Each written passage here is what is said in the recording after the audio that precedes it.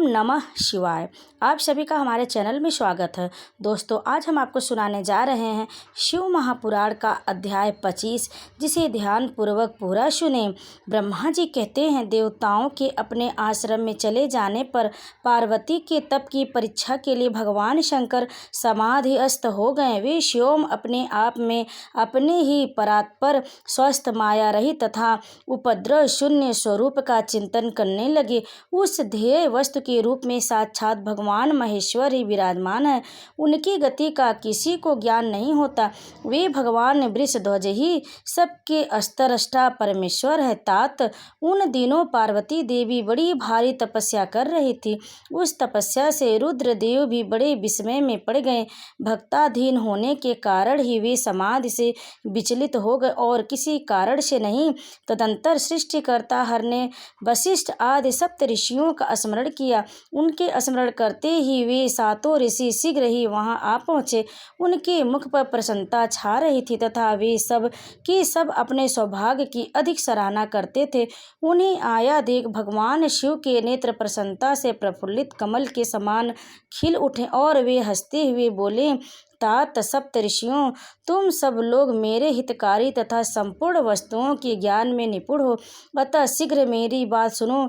गिरिजा कुमारी देवेश्वरी पार्वती इस समय सुस्थिरचित हो गौरी शिखर नामक पर्वत पर तपस्या कर रही हैं।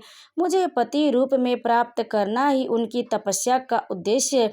द्विजो, इस समय केवल सखियां उनकी सेवा में हैं।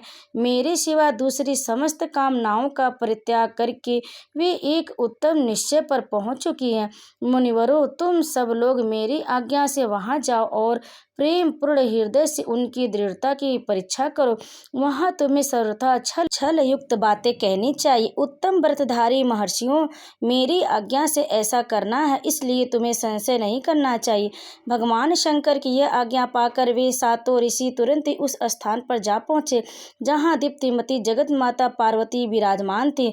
सप्त ऋषियों ने वहां शिवा को तपस्या की मूर्तिमती दूसरी सिद्धि के समान देखा। उनका तेज महान था। वे अपने उत्तम तेज से प्रकाशित हो रही थी। उन उत्तम व्रतधारी सप्त ऋषियों ने उन्हें मन ही मन प्रणाम किया और उनके द्वारा विशेषतः पूजित हो वे समस्त मस्तक झुका इस प्रकार बोले। ऋषियों ने कहा, देवी गिरिराज नंदिनी, हमारी यह बात सुनो। हम जानना चाहते हैं कि तुम किस लिए तपस्या करती हो तथा इसके द्वारा किस देवता को और किस फल को प्राप्त करना चाहती हो। उन द्विजों की इस प्रकार पूछने पर गिरिजा कुमारी देवी शिवा ने उनके सामने अत्यंत गोपनीय होने पर भी सच्ची बात बताई। पार्वती बोली, मुनीश्वर, आप लोग प्रसन्नता पूर्ण हृदय से मेरी बात सुने।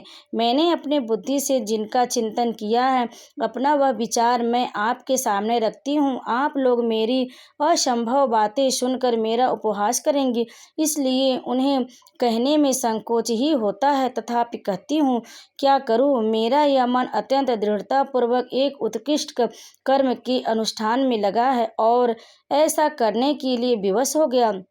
यह पानी के ऊपर बहुत बड़ी है और ऊंची दीवार खड़ी करना चाहता है।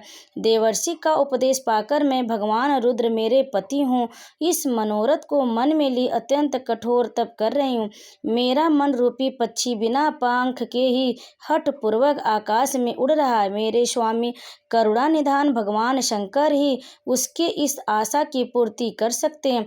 पार्वती का यह वचन सुनकर वे मुनि हंस पड़े और गिरिजा का सम्मान करते हुए प्रसन्नता पूर्वक छल युक्त मिथ्या वचन बोले। ऋषियों ने कहा, गिरिजानंदिनी, देवर्षि नारद व्यर्थ ही अपने को पंडित मानते हैं।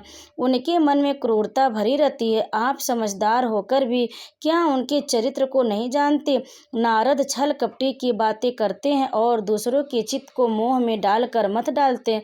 उनकी बातें सुनने में सर्वथा हानि ही होती है। ब्रह्मपुत्र दक्ष के पुत्रों को नारद जी ने जो छल पूर्वक उपदेश दिया, उनका फल यह हुआ कि वे सब के सब अपने पिता के घर लौट कर न आ सके। यही हाल उन्होंने दक्ष के दूसरे पुत्रों का भी किया। वे भी उनके चक्कर में आकर भिखारी बन गए। विद्याधर चित्रकेतु को इन्होंने ऐसा उपदेश दिया कि उसका घर ही उजड़ गया। प्रहलाद को अपना चेला बनाकर इन्होंने हिरण्यकश्यप से बड़े बड़े दुख दिलवाए। ये सदा दूसरों की बुद्धि में भेद पैदा करते हैं। नारद मुनि कानों को पसंद आने वाली अपनी विद्या जिसको सुनाई देती है वही अपना घर छोड़कर तत्काल भीख मांगने लगता है। उनका मन मलिन है, केवल शरीर ही सदा उज्जवल दिखाई देता है। हम उन्हें विशेष रूप से जानते हैं क्योंकि उनके साथ रहते हैं। उनका उपदेश पाकर बड़े बड़े विद्वान द्वारा सम्मानित होने वाले तुम भी व्यर्थ ही भुलावे में आ गई हो और मूर्ख बनकर दुष्कर तपस्या करने लगी। फिर बोले, तुम जिनके लिए यह भारी तपस्या करती हो वे रुद्र सदा उदासी, निर्विकार तथा काम के शत्रु हैं। इसमें संशय नहीं है। वे अमांगलिक वस्तुओं से युक्त शरीर धारण करते हैं, लज्जा को तिजांजलि दे चुके हैं। उनका न कहीं घर है न द्वार। वे किस कुल में उत्पन्न हुए हैं इसका भी किसी को पता नहीं है।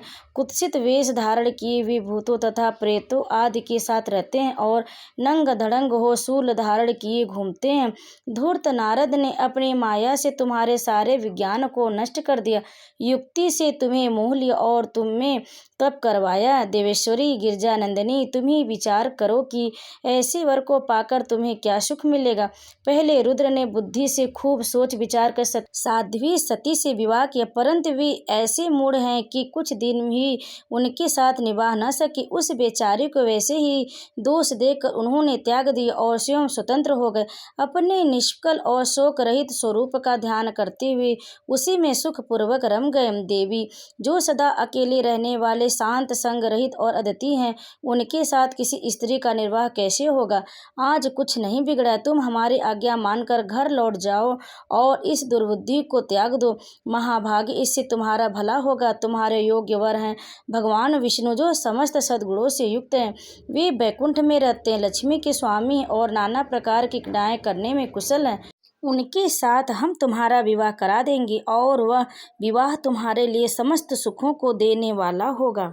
पार्वती, तुम्हारा जो रुद्र के साथ विवाह करने का हठ है, ऐसे हठ को छोड़ दो और सुखी हो जाओ। ब्रह्मा जी कहते हैं, नारद, उनकी ऐसी बात सुनकर जगदम्बिका पार्वती हंस पड़ी और पुनः उन ज्ञान विशारद मुनियों से बोली। पार्वती ने कही, मुनीश्वर, आपने अपनी समझ से ठीक ही कहा है, परंतु द्विजों, मेरा हठ भी छूटने वाला नहीं है। मेरा शरीर पर्वत से उत्पन्न होने के कारण मुझमें स्वाभाविक कठोरता विद्यमान है। अपनी बुद्धि से ऐसा विचार कर आप लोग मुझे तपस्या से रोकने का कष्ट न करें। देवर्षि का उपदेश वाक्य मेरे लिए परम हितकारी है, इसलिए मैं उसे कभी नहीं छोड़ूंगी। वेद वेत्ता यह भी मानते हैं कि गुरुजनों का वचन हितकर होता है, गुरुओं का वचन सत्य होता है। ऐसा जिनका दृढ़ विचार है, उनके इहलोक और परलोक में परम सुख की प्राप्ति होती है और दुख कभी नहीं होता। गुरुओं का वचन सत्य होता है, यह विचार जिनके हृदय में नहीं है, उन्हें इहलोक और परलोक में भी दुख ही प्राप्त होता है, सुख कभी नहीं मिलता। अतः द्विजों, गुरुओं के वचन का कभी किसी तरह भी त्याग नहीं करना चाहिए। मेरा घर बसे या उजड़ जाए, मुझे तो यह हट भी सदा सुख देने वाला है। मुनिवरों, आपने जो बात कही है, मैं उनका आपके कहे हुए तात्पर्य से भिन्न अर्थ समझती हूँ और उनका यहाँ संक्षेप में विक्षेपण प्रस्तुत करती हूँ। आपने यह ठीक कहा कि भगवान विष्णु सद्गुरुओं के धाम तथा लीला विहारी हैं। साथ ही आपने सदाशिव को निर्गुण कहा। इसमें जो कारण है वह बताया जाता है। भगवान शिव साक्षात पर ब्रह्मा है, अतएव निर्विकार है। वे केवल भक्तों के लिए शरीर धारण करते हैं, फिर भी लौकिक की प्रभुता को दिखाना नहीं चाहते। अतः परमहंसों की जो प्रिय गति है, उसी को वे धारण करते हैं। क्योंकि वे भगवान शंभु परमानंदमय हैं, इसलिए अवधूत रूप से रहते हैं। माया लिप्त जीवों को भी भूषण आदि की रुचि होती है, ब्रह्मा को नहीं। वे प्रभु गुणातीत, अजन्मा, माया रहित, अलक्ष्य गति और विराट है। द्विजो, भगवान शंभु किसी विशेष धर्म या जाति आदि के कारण किसी पर अनुग्रह नहीं करते। मैं गुरु की कृपा से ही शिव को यथार्थ रूप से जानती हूँ। महर्षियों, यदि शिव मेरे साथ विवाह नहीं करेंगे तो मैं सदा कुमारी ही रह जाऊंगी, परंतु दूसरे के साथ विवाह नहीं करूंगी। यह मैं सत्य सत्य कहती हूँ।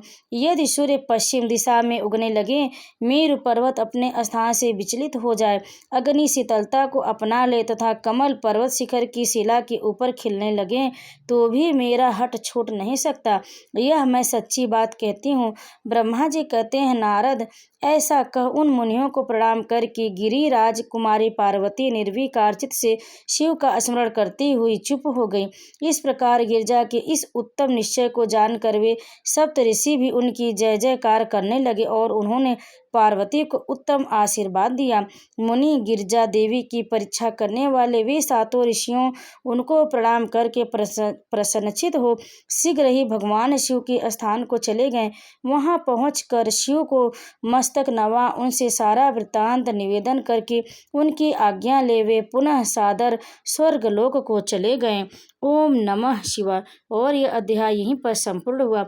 आगे की कथा आप अगले अध्याय में जरूर सुने। तब तक आप सभी पर भगवान भोलेनाथ कृपा सदैव बनी रहे। हर हर महादेव।